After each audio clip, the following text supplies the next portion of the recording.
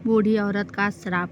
उत्तराखंड के पहाड़ों के बीच बसे एक छोटे से गांव में जहां रात होते ही सन्नाटा छा जाता था, जहां लोग आज भी श्राप और आत्माओं पर विश्वास करते थे, उसी गांव के किनारे एक टूटी फूटी झोपड़ी में रहती थी बूढ़ी दयावंती। सफ़ेद बाल, झुकी कमर, हाथ में लकड़ी की छड़ी।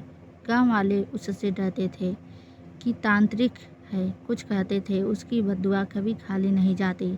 दयावंती अकेले रहती थी, ना कोई परिवार, ना कोई अपना। वह अक्सर मंदिर के बाहर बैठकर भीख मांगती, लेकिन गांव के अमीर लोग उसे पसंद नहीं करते थे। सबसे ज़्यादा नफरत करता था जमींदार रघुवीर सिंह। एक दिन दयावंती हवेली के बाहर खाना मांगने गई। रघुवीर गुस्से में चिल्लाया, दफा हो जा यहाँ से। उसके नौकरों ने बूढ़ी औरत को धक्का देकर गिरा दिया। पूरा गांव देखता रहा, लेकिन किसी ने मदद नहीं की। दयावंती धीरे धीरे उठी, उसकी आंखें लाल थी। उसने हवेली की तरफ देख कर कहा, आज तू हंस रहा है, लेकिन बहुत जल्द तेरे घर में सिर्फ मौत रोएगी। यह कहकर वे चली गई। लोग डर गए। एक रात रघुवीर का बड़ा बेटा सीढ़ियों से गिर गया, मौके पर ही मौत। पूरा परिवार सदमे में था। लोग धीरे धीरे फुसफुसाने लगे, श्राप शुरू हो गया। कुछ दिनों बाद रघुवीर की पत्नी अचानक बीमार पड़ गई। डॉक्टर कारण नहीं समझ पाए और एक रात उसकी भी मौत हो गई। अब हवेली में डर का माहौल था। रघुवीर अब रात में सो नहीं पाता था। उसे हर जगह दयावंती दिखाई देती, कभी खिड़की के बाहर, कभी अंधेरे में, पर चीखने लगता। इंस्पेक्टर अरुण ने भी गांव पहुंचे।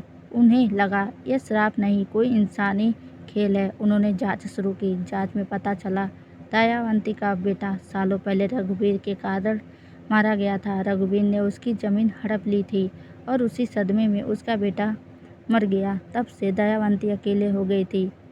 एक रात पुलिस ने दयावंती की झोपड़ी पर नजर रखी और देखा उसका पोता करण चोरी छुपे हवेली में जा रहा था। असल में वही बदला ले रहा था।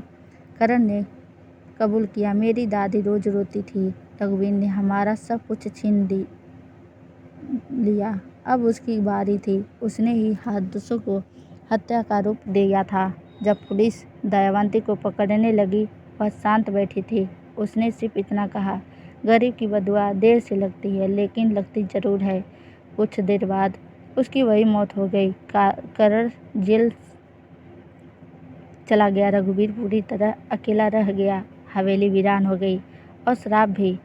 गांव वाले कहते हैं रात में उस हवेली से बूढ़ी औरत की आवाज़ आती है, क्योंकि जिसने सब कमज़ोर समझते थे उसका दर्द मौत बनकर लौटा। श्राप असली था या बदला, कोई आज तक नहीं जान पाया। सीख, गरीब और मजबूत लोगों का अपमान कभी मत करो। गरीब और मजबूर लोगों का अपमान कभी मत करो। अन्याय का दर्द पीढ़ियों तक जीता रहता है और कभी कभी बदुआ भी इंसान की ज़िंदगी बदल देती है।